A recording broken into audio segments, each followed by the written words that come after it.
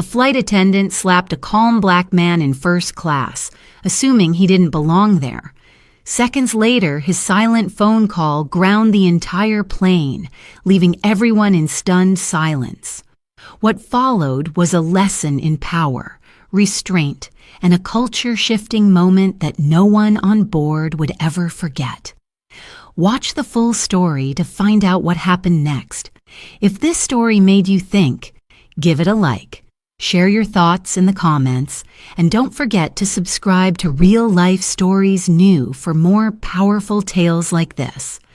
At the front of the cabin, a tall figure appeared, cutting through the quiet with his measured pace. Brian Rhodes. His presence wasn't marked by grand gestures or a designer suit. He wore a simple dark gray crew-neck sweater, black jeans, and carried only a thin leather briefcase, which he held in one hand with an almost casual grace. His posture was impeccable, but not stiff. He walked slowly, deliberately, as though he had nowhere to rush, and yet everything around him seemed to stop and wait for his next move. He approached seat 1B, the one assigned to him, and for a brief moment, everything seemed normal.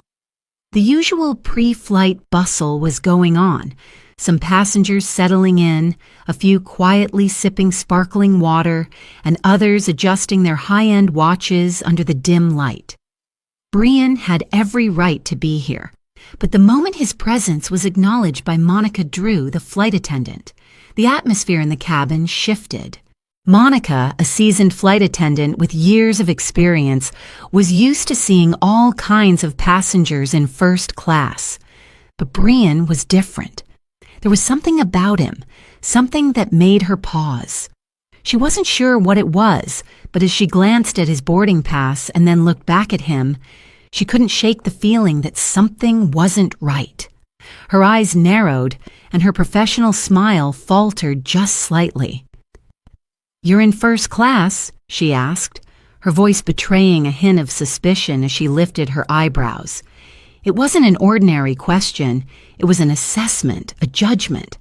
Her eyes swept over him, scanning him from head to toe, as if she were trying to figure out how he had ended up there. Brian didn't respond immediately. He simply handed her the boarding pass, his movements smooth, calm, unaffected. There was no tension in his demeanor, no unease in his gaze. He didn't seem concerned by the subtle challenge in her tone. He just stood there, still, waiting for her to do her job.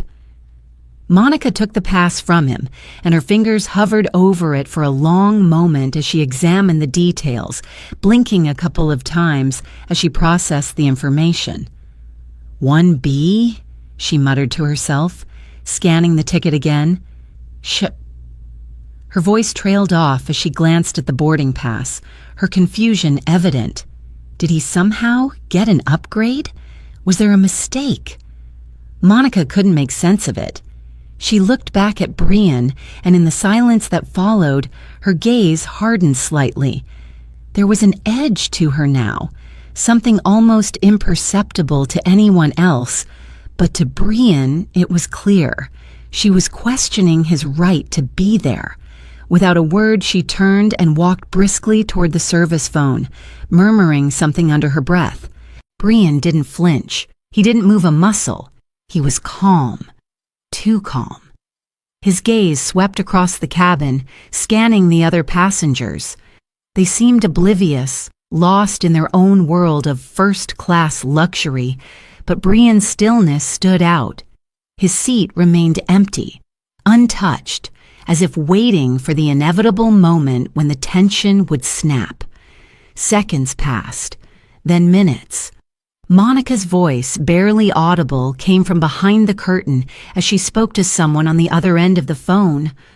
Her words were clipped, professional, but there was a sense of urgency in them.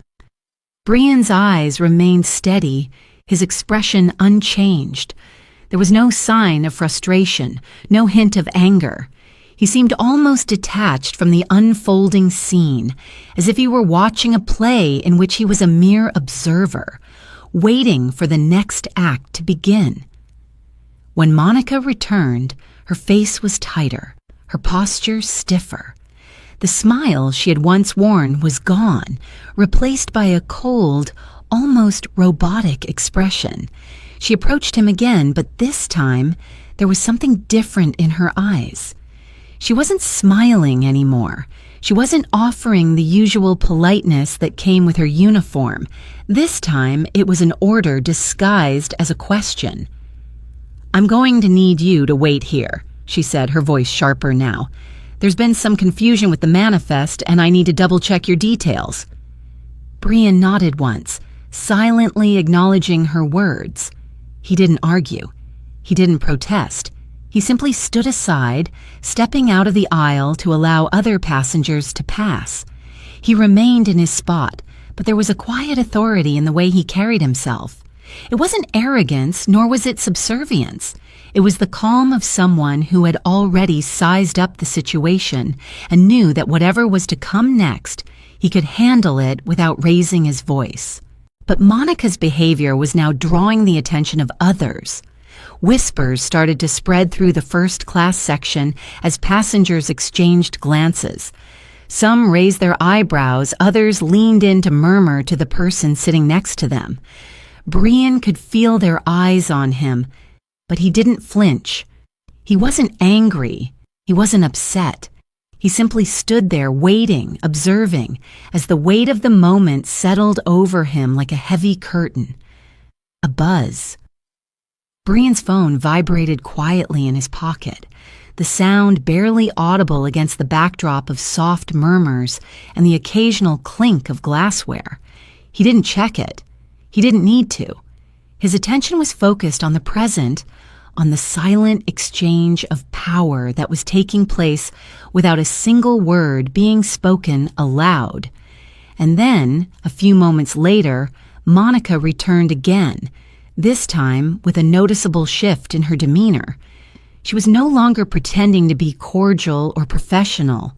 She was frustrated, and it showed in her posture. She had already made up her mind about Brian, and it wasn't good. "I asked you to wait in the galley," she said, her voice rising just slightly. "You're blocking the aisle."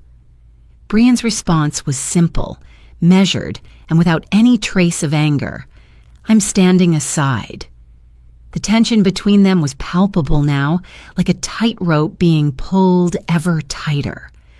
Monica's eyes flashed with something, perhaps irritation, perhaps disbelief, and in that instant something shifted.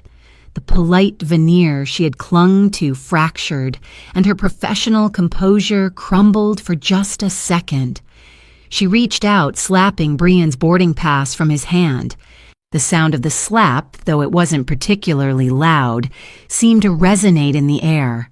It echoed through the cabin like the first note of a song that would change the tone of everything to come. The passengers around them stilled, frozen in place as the moment unfolded. The flight attendants paused mid-motion, their steps faltering. The plane itself seemed to pause, as though it too was waiting for what would happen next. Brian didn't move. He didn't react. His head turned slowly toward Monica, and though his expression was hard to read, there was no mistaking the tension in his gaze.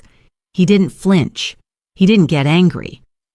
But in that moment, something about him shifted. He was no longer just a passenger. He was a man who had been wronged, a man who had been judged unfairly and struck without cause. And yet he stood still, his face an unreadable mask. He reached into his pocket, pulled out his phone, and dialed. "Is it time?" His voice was calm, firm, unwavering. There was a pause, and then he spoke just one word: "Now." The shift was immediate. In an instant, the air in the cabin seemed to change. Passengers shifted nervously in their seats, casting furtive glances at each other. The tension was thick, a storm cloud gathering over the flight. And Brian, without raising his voice or making a threat, had just turned the course of the flight in his favor. Monica, standing there in the now quiet cabin, realized exactly what she had done, and the weight of that realization would follow her for the rest of the journey.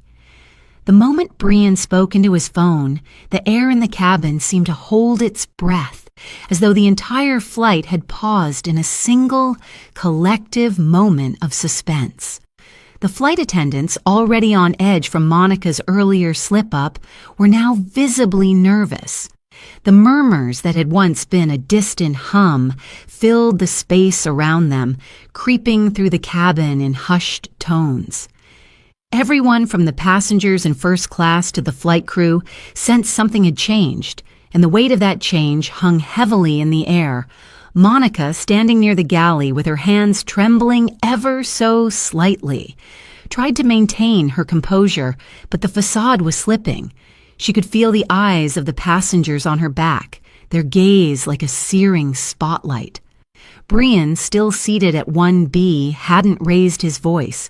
He hadn't demanded anything of her. He'd only made one simple call, one word: now. And yet that small word had the power to stop everything, the power to shift the entire direction of the flight. As Monica turned toward the galley, her steps quick and anxious, Brian remained as composed as ever. He wasn't angry. He wasn't frustrated. His gaze was steady and unwavering, his posture relaxed.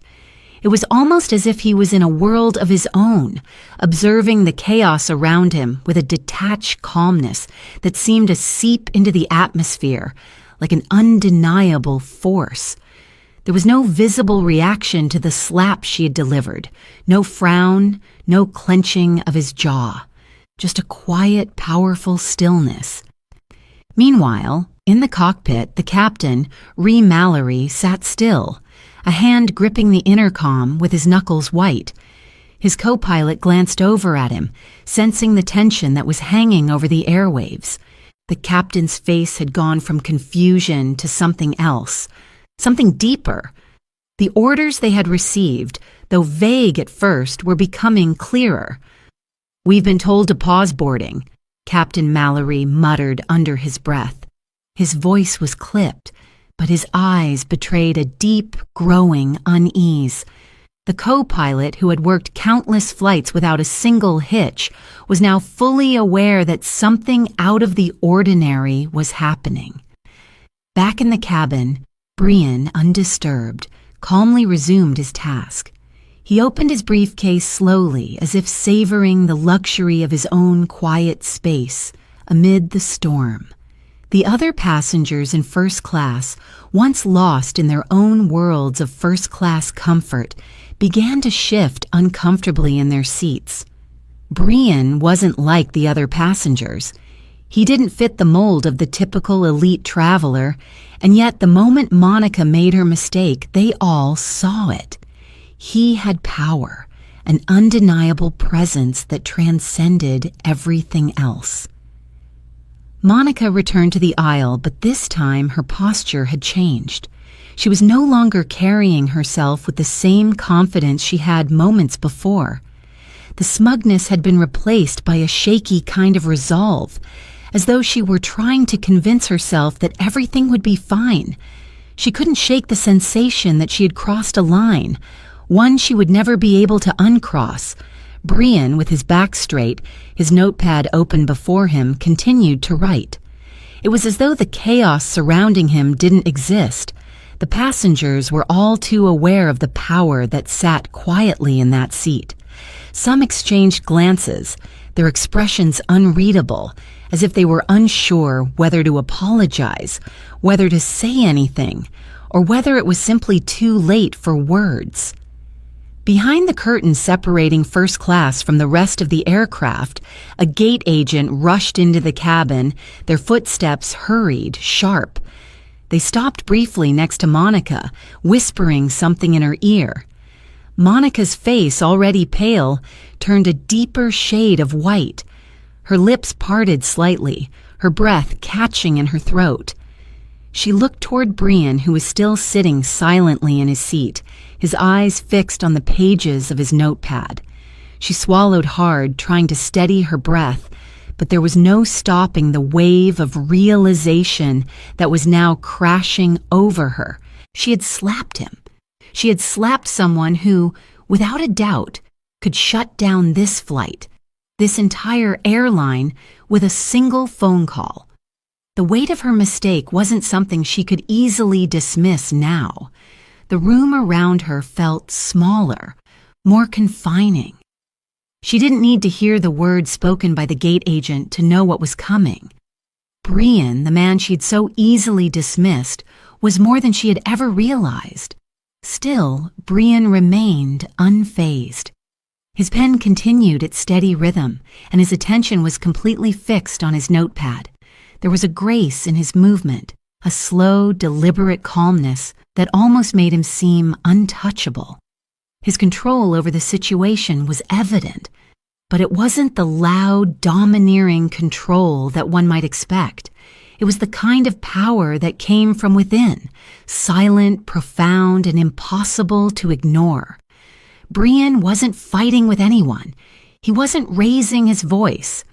But with every word he wrote down, every line he jotted on his notepad, he was silently reminding everyone around him who was truly in charge. Back in the galley, Kelsey, the younger flight attendant, stood nervously by the cart. Her hands gripped the metal edge as if she needed something to anchor herself. Her thoughts were scattered. She had witnessed everything, every shift in the atmosphere, every whispered exchange, but she wasn't sure what to make of it. Her instinct told her that Brian wasn't just some passenger, but something more. Her gut told her that this moment was bigger than any of them could understand. But how could she explain it? The silence in the first-class cabin was overwhelming now. Even the hum of the engines seemed to fade into the background as the passengers sat up straighter, the tension palpable. Monica, once the confident flight attendant, had disappeared behind the curtain again. Her movements quicker now, more hurried, as if she were trying to escape the weight of what she had done. Her hands were shaking, and she felt a cold sweat gathering at the back of her neck. She had lost control, and she didn't know how to regain it. The minutes stretched on as the passengers in first class tried to go about their business. Some, like Rowan Huxley, took out their phones, but even he knew better than to record what was happening. There was something sacred about this moment, something so profoundly unspoken that it felt wrong to capture it in a snapshot. Instead, he observed quietly, his mind racing with the understanding that this wasn't just a simple flight. This was a moment that would be remembered for years to come. As the minutes passed, the entire plane seemed to hold its breath. The tension wasn't just in the air, it was in every movement, every glance, every small sound that punctuated the quiet. Passengers shifted uncomfortably in their seats, exchanging whispers, but no one dared speak too loudly. Brian remained untouched, his calmness almost intimidating in its stillness. It wasn't that he wanted attention, he didn't need it, but the stillness around him made it impossible for anyone to ignore him. The intercom crackled to life, breaking the quiet. The captain's voice, though still calm, was now filled with a hint of unease. "Ladies and gentlemen, we apologize for the delay. Please remain seated as we await clearance from the airline's executive team. Crew members, please stand by." The announcement was abrupt, but it confirmed what everyone already knew. The plane wasn't going anywhere until Brian allowed it. Monica, now fully aware of the gravity of the situation, stood frozen in the galley. The weight of her actions pressed down on her like a crushing wave. She knew that her career, her reputation, everything she had worked for was on the line. But it wasn't just about her anymore.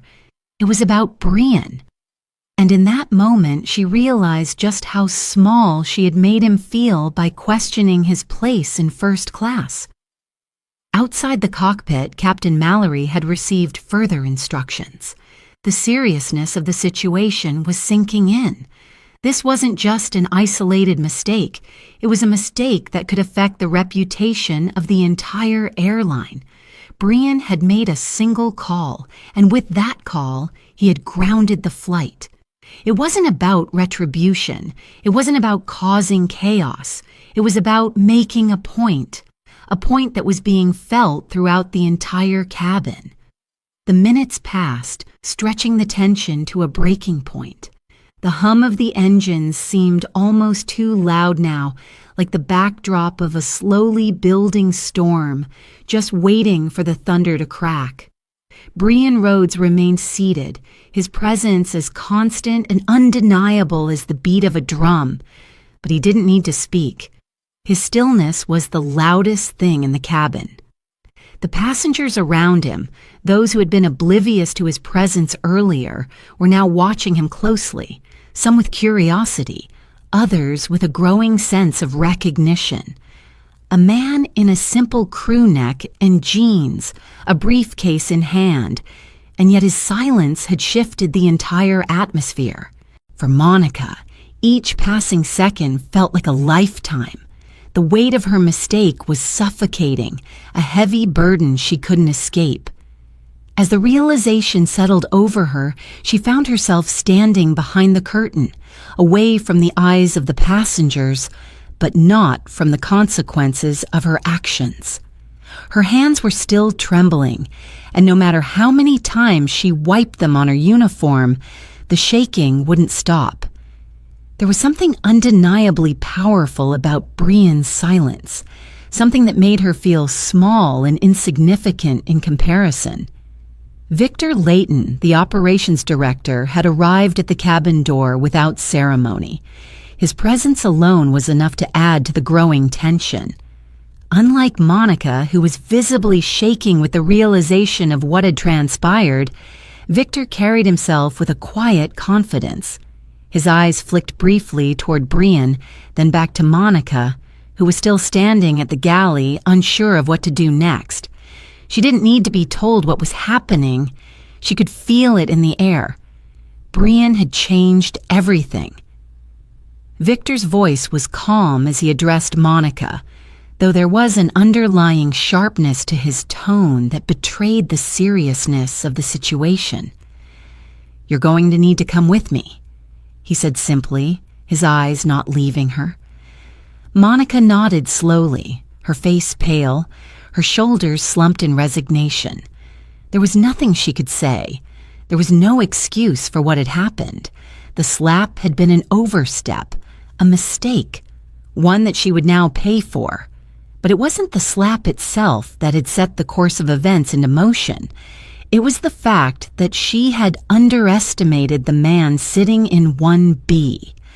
Brian hadn't reacted the way she expected.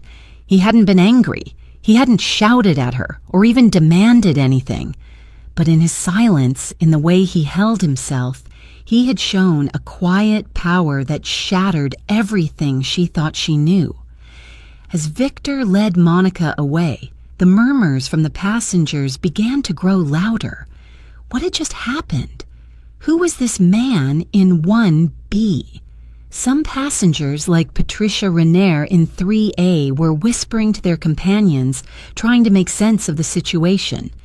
Their curiosity was palpable, and though no one dared speak directly to Brian, they couldn't help but glance over at him, their eyes searching for some clue, some hint of who he really was. Back in first class, the tension had reached a fever pitch.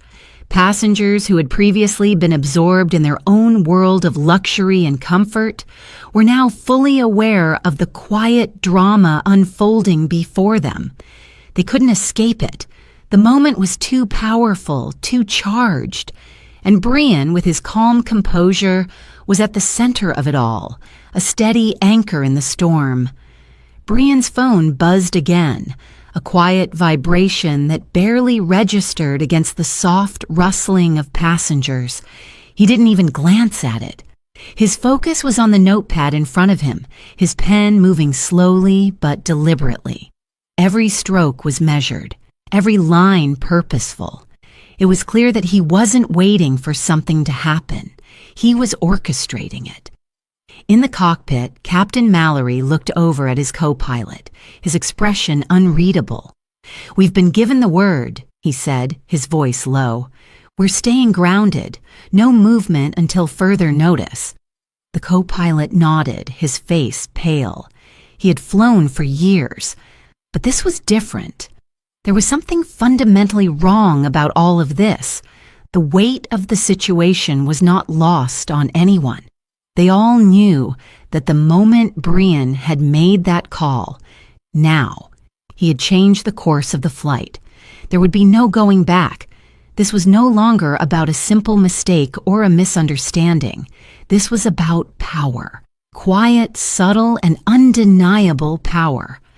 Monica, meanwhile, had been escorted off the plane by Victor, but even as she walked through the galley, she could feel the eyes of the other flight attendants on her.